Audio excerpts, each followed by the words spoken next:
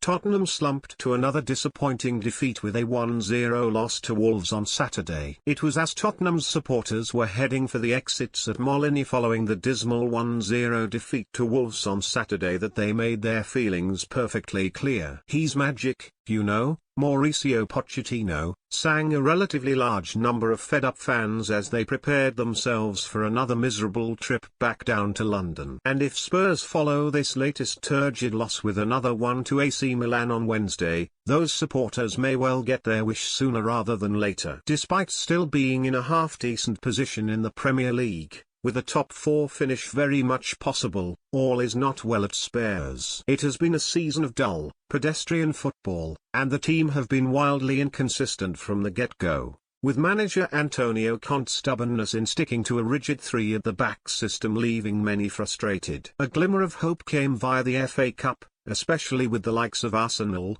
Chelsea and Liverpool being knocked out, leaving the famous old competition wide open. But the pathetic 1-0 defeat to Sheffield United last week ended that dream, and for many Spurs fans it was possibly the straw that broke the camel's back. Champions League qualification is no longer enough to keep the North London faithful satisfied, and they are desperate for any kind of silverware. Therefore, if they are knocked out of Europe's elite competition on Wednesday, many will see it as effectively the end of the season, and the atmosphere could well turn toxic. Conte himself will be back in the dugout following a spell in Italy to recover from gallbladder surgery. Whether his presence is enough to inspire the team remains to be seen, but there increasingly appears to be a shadow looming large over him in Pochettino. The popular Argentinian is still out of work following his departure from PSG, and seems to be spending most of his time hanging around North London, with the 51-year-old sharing pictures of him playing golf with Spurs legend Ozzy Ardiles. There have been strong rumours that he could make an emotional return to Tottenham in the summer,